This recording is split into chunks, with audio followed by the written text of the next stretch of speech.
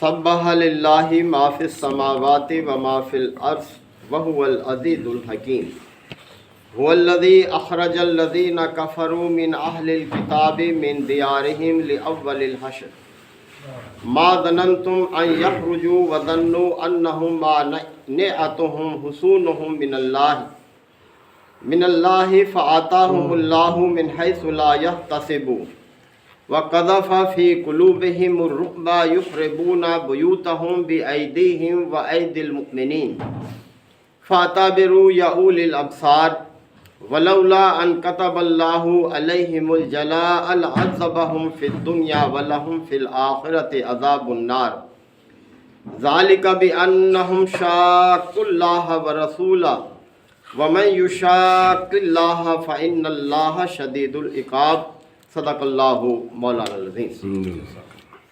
سورہ الحشر کی یہ ابتدائی آیات ہیں۔ سورہ الحشر مدنی سورہ مبارکہ ہے اور اس کا زمان نزول ربیع الاول 4 ہجری بیان کیا جاتا ہے۔ غزوہ احد کے بعد یہ سورہ مبارکہ نازل ہوئی تھی۔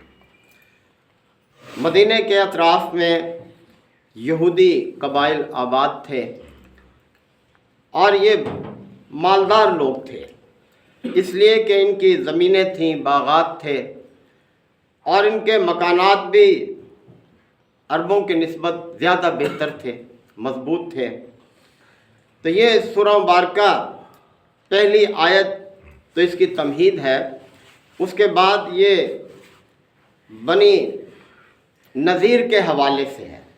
یہود کا یہ قبیلہ تھا بنی نذیر، اور یہ اس طرح سے تھا کہ نبی کریم صلی اللہ علیہ وسلم نے ان سے معاہدہ کیا ہوا تھا کہ مشکل وقت میں ہم ایک دوسرے کا ساتھ دیں گے اور آپس میں کوئی لڑائی جنگ نہیں کریں گے۔ لیکن یہ لوگ مسلسل خلاف ورزی کرتے تھے، لیکن آپ صلی اللہ علیہ وسلم ایک بڑے مقصد کے لیے وہ سب کچھ برداشت کر رہے تھے۔ لیکن جب انہوں نے ایک بہت بڑی سازش کی تو پھر آپ صلی اللہ علیہ وسلم نے ان کا محاصرہ کیا۔ بڑی سازش یہ تھی کہ انہوں نے نبی کریم صلی اللہ علیہ وسلم کے قتل کی پلاننگ کی اور وہ واضح ہو گئی، اور جب ان کے سامنے یہ بات رکھی گئی تو انہوں نے اقرار بھی کیا۔ لہذا آپ صلی اللہ علیہ وسلم نے ان کو مہلت دی کہ 10 دن کے اندر تم اس کو خالی کر دو، یہاں سے چلے جاؤ، ورنہ ہم تمہارے خلاف جنگ کریں گے۔ یہ لوگ خالی کرنے کی بجائے ضد اور ہٹ درمی پر آ گئے۔ تو اللہ تعالیٰ نے اسی حوالے سے یہ سورہ مبارکہ نازل فرمائی ہے۔ فرمایا جا رہا ہے کہ سبح للہ ما فی السماوات و ما فی الارض، آسمانوں اور زمین میں جو کچھ ہے ہر ایک نے اللہ کی تسبیح کی ہے۔ یعنی جب سے یہ کائنات وجود میں آئی ہے، کائنات کی ہر چیز اس بات کا اظہار اور اعلان کر رہی ہے اپنے وجود سے کہ اس کا بنانے والا جو ہے وہ ہر عیب سے پاک ہے، ہر کجی سے پاک ہے، ہر خامی سے پاک ہے، اس میں کوئی برائی نہیں ہے۔ یعنی ہر چیز اپنی ساخت سے اس بات کا اظہار کر رہی ہے کہ جو کچھ اس نے بنایا بے مثال بنایا ہے، چاہے یہ چاند ہے، یہ سورج ہے، یہ ستارے ہیں، یہ نباتات ہیں، یہ پہاڑ ہیں، یہ درخت ہیں، یہ ہر چیز اپنے وجود سے یہ بات ثابت کر رہی ہے، اعلان کر رہی ہے اس بات کا کہ جو ان کا خالق ہے وہ عظیم ہے، بے عیب ہے، بے نقص ہے، جو بنایا اس نے خوب بنایا ہے، بے مثال بنایا ہے۔ تو اس لیے فرمایا ہے کہ سبح للہ ما فی السماوات و ما فی الارض، آسمانوں اور زمین میں ہر چیز اللہ کی پاکی بیان کرتی، اور نہ صرف اب بلکہ ہمیشہ یہی طریقہ رہے گا کائنات کی ہر چیز کا۔ وَهُوَ الْعَزِيزُ الْحَكِيمُ، اور وہ عزیز ہے اور حکیم ہے، یعنی زبردست ہے۔ جو منصوبہ وہ بنائے اسے نافذ ہونے سے کوئی روک نہیں سکتا، اور وہ منصوبہ محض منصوبہ ہی نہیں ہے، بڑی حکمت ہے اس کے اندر۔ یعنی اس کائنات کی ہر چیز کی تخلیق میں حکمت ہے اس کی، وہ حکیم ہے۔ لہذا اس کی حکمتوں پر غور کرو اور پھر جس لیے تمہیں پیدا کیا گیا ہے اس مقصد کو پورا کرو۔ تمہیں پیدا کیا ہے اللہ نے اپنی بندگی کے لیے، اپنی اطاعت کے لیے، اور تمہارے لیے ساری کائنات پیدا کی ہے جو تمہاری خدمت کے لیے۔ لہذا اپنی اس ذمہ داری کو بھول نہ جاؤ، ہر وقت ہر لمحے اس کو یاد رکھو، یعنی اس کی ہدایات کو یاد رکھو، اس کے احکام کو یاد رکھو، اس کے ضابطوں کی پابندی کرو، ان کی خلاف نہ چلو۔ اب وہ بات شروع ہو رہی ہے، یعنی یہ تو تمہید ہے اس سورہ مبارکہ کی۔ هو الذی، وہی ہے، اخرج الذین کفروا من اہل الکتاب من دیارہم لاول الحشر۔ اخرج الذین کفروا من اہل الکتاب، یہ اہل کتاب جو کافر ہو چکے ہیں ان کو وہ نکال لایا، من دیارہم، ان کے گھروں سے، لاول الحشر، پہلے ہی حملے میں۔ یعنی کس طرح سے دیکھیں اللہ تعالیٰ اس قبیلے کو، بنی نذیر کو، جو بڑے مضبوط قلعوں میں رہتا تھا، جنگ نہیں کرنی پڑی۔ مسلمانوں نے نبی کریم صلی اللہ علیہ وسلم کی قیادت میں محاصرہ تو کیا ان کا، لیکن ان کے دلوں میں ایسا رعب طاری کر دیا اللہ تعالیٰ نے کہ وہ ایک معاہدے پر آ گئے، اور اللہ تعالیٰ ان کے گھروں سے ان کو نکال لایا، یعنی وہ خالی کرنے پر راضی ہو گئے۔ تو فرمایا هو الذی اخرج الذین کفروا من اہل الکتاب، وہی ہے جو اہل کتاب میں سے کفار کو نکال لایا، من دیارہم، ان کے گھروں میں سے، لاول الحشر، پہلے ہی حملے میں۔ بعض نے اس کو پہلا حملہ اس لیے قرار دیا ہے کہ ان کو ایک تو اس وقت نکالا گیا، دوسرے حضرت عمر فاروق رضی اللہ عنہ کے دور میں ان کو جزیرۃ العرب سے نکال دیا گیا تھا، یہود اور نصارہ کو۔ تو فرمایا جا رہا ہے کہ ما ظننتم، تم یہ گمان بھی نہیں کر سکتے، اے مسلمانوں تم یہ گمان بھی نہیں کر سکتے، ان یخرجوا، کہ وہ نکل جائیں گے۔ تمہارے گمان میں بھی تھا، وہ تعداد میں بھی کم نہیں تھے، مسلمانوں کی تعداد کو اتنی زیادہ بھی نہیں تھی اس وقت، بڑے مضبوط تھے، تو تمہیں تو گمان بھی نہیں تھا کہ وہ نکل جائیں گے۔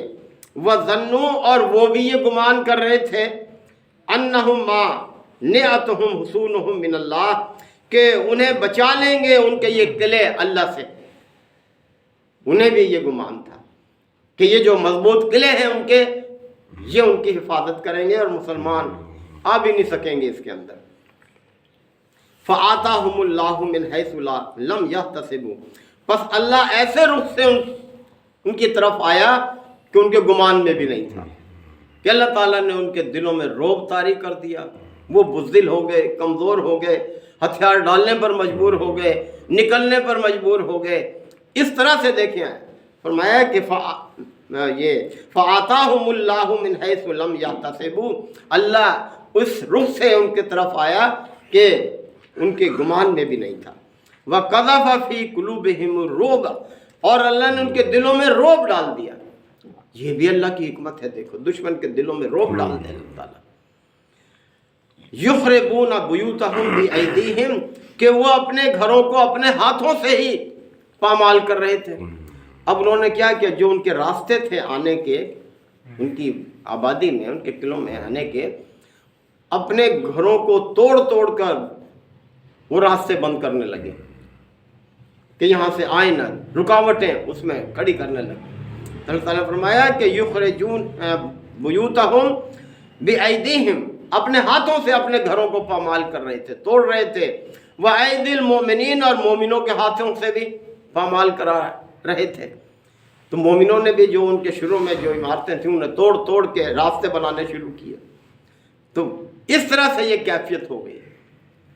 فَاعْتَبِرُوا يَا أُولِي الْأَبْصَارِ، پس اے دیدہ بینا رکھنے والوں عبرت حاصل کرو، کہ کس طرح سے دیکھیں جو قلعے انہوں نے اپنے ہاتھوں سے بڑی محنت سے بنائے تھے، اب وہ توڑ رہے تھے اور مسلمان بھی ان کے توڑنے میں لگے ہوئے تھے۔ عبرت حاصل کرو اس چیز سے۔ وَلَوْلَا أَن كَتَبَ اللَّهُ عَلَيْهِمُ الْجَلَاءَ، اگر اللہ ان کے لیے انخلا جو ہے، یعنی اخراج ان کا، یہ نہ لکھ دیتا ان کے لیے، یعنی وہاں سے نکلنا اللہ نے ان کے لیے لکھ دیا تھا۔ اللہ اگر یہ چیز نہ لکھ دیتا، لَعَذَّبَهُمْ فِي الدُّنْيَا، تو دنیا میں ہی ان کو عذاب دے دیتا۔ مطلب یہ ہے کہ اللہ نے یہی فیصلہ کیا کہ یہ نکل جائیں. اگر نکلنے کا فیصلہ اللہ تعالیٰ نے نہ کیا ہوتا تو پھر اللہ جنگ کرا دیتا اور مسلمانوں کے ہاتھوں ان کو ختم کرا دیتا. یعنی دنیا میں یہ عذاب دے دیتا اللہ تعالیٰ کو، اور ان کی عورتیں بچے وہ غلام اور لونڈیاں بن جاتی ہیں. لیکن اللہ نے ایسا نہیں کیا. وَلَهُمْ فِي الْآخِرَةِ عَذَابُ النَّارِ، لیکن آخرت میں ان کے لیے جہنم کا عذاب ہے. آخرت میں یہ عذاب ان کا باقی ہے ابھی. ذَلِكَ بِأَنَّهُمْ شَاقُّوا اللَّهَ وَرَسُولَهُ، یہ حال ان کا اس لیے ہوا کہ انہوں نے اللہ اور اس کے رسول کی مخالفت کی تھی، اللہ اور اس کے رسول سے دشمنی کی تھی، اللہ اور اس کے رسول سے انہوں نے یہ اس طرح کا معاملہ کیا تھا. تو اللہ نے دیکھیں اس کا کیا انجام کیا. اب اللہ نے اپنا رسول بیان کیا کہ وَمَن يُشَاقِ اللَّهَ، جو بھی اللہ کی مخالفت کرے گا فَإِنَّ اللَّهَ شَدِيدُ الْعِقَابِ، تو اللہ تعالیٰ سخت سزا دینے والا ہے. یعنی اللہ کی مخالفت کر کے کوئی کامیاب ہو سکتا ہے؟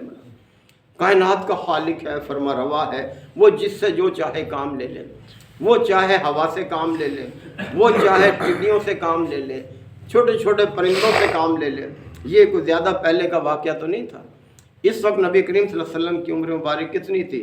40 سال میں بعثت ہوئی، 13 سال مکے کے لگا لیں 53 سال، اور چوتھا سال یہ تھا مدینے میں 57 سال ہے جی، 57-58 سال عمر تھی. آپ اسی سال پیدا ہوئے تھے جس سال ہاتھی والے حملہ ہوئے تھے مکہ پر، خانہ کعبہ پر. تو وہ بھی 58 سال پہلے کی بات ہے. اب اس وقت وہ لوگ موجود تھے جن کی عمریں 70 سال 75 سال 80 سال، انہوں نے اپنی آنکھوں سے دیکھا تھا وہ واقعہ کہ اللہ نے کس طرح سے کن سے کام لے لیا، اتنے بڑے لشکر کو، ہاتھی والوں کو نیست و نابود کر دیا. ایسے ہو گئے جیسے کھایا ہوا بھوسا. کعصف معقول سورہ فیل میں آپ پڑھتے ہیں، فجعلہم کعصف معقول، اللہ نے ان کو ایسے بنا دیا جیسے کھایا ہوا بھوسا. یعنی جانور کاٹتے ہیں اس کی اوجڑی میں سے جیسے وہ نکلتا ہے وہ کھایا ہوا بھوسا، ایسے کر دیا. تو ان لوگوں نے اپنی آنکھوں سے دیکھا تھا. یہ کس نے کیا؟ یہ سب کچھ اللہ تعالیٰ نے اپنی قدرت سے کیا نا. وہ پرندے بھیج دیے چھوٹے چھوٹے، اور ان کے پنجوں میں اور چونچوں میں کنکریاں تھیں. اتنا بڑا لشکر کس طرح سے باغ کھڑے ہوئے، جو جہاں گرا وہیں ختم ہو گیا. اس نے فرمایا کہ جو بھی اللہ کی مخالفت کرے گا، اللہ کی مخالفت ہی ہے، رسول کی مخالفت اللہ کی مخالفت ہے، یعنی کوئی معمولی بات نہیں ہے. تو وہ اللہ پھر اس کو سخت سزا دے گا. اس چیز سے بچنے کی فکر ہونی چاہیے. اللہ تعالی ہمیں آیات کو سمجھنے کے عمل کی توفیق عطا فرمائے. وآخر دعوانا الحمدللہ وکفی وسلام علی عبادہ الذین اصطفی. ربنا آتنا فی الدنیا حسنہ وفی الآخرۃ حسنہ وقنا عذاب النار وادخلنا الجنۃ مع الابرار یا عزیز یا غفار یا رب العالمین. اللہم انک عفو کریم تحب العفو فاعف عنا. اللہم من احییتہ منا فاحیہ علی الاسلام ومن توفیتہ منا فتوفہ علی الایمان. یا شافی الامراض اشف مرضانا ومرضى المسلمین یا قاضی الحاجات اقض حاجاتنا وحاجات المسلمین. اللہم اعز الاسلام والمسلمین. ربنا تقبل منا انک انت السمیع العلیم وتب علینا انک انت التواب الرحیم. صلی اللہ تعالی علی خیر خلقہ محمد وآلہ وصحبہ اجمعین.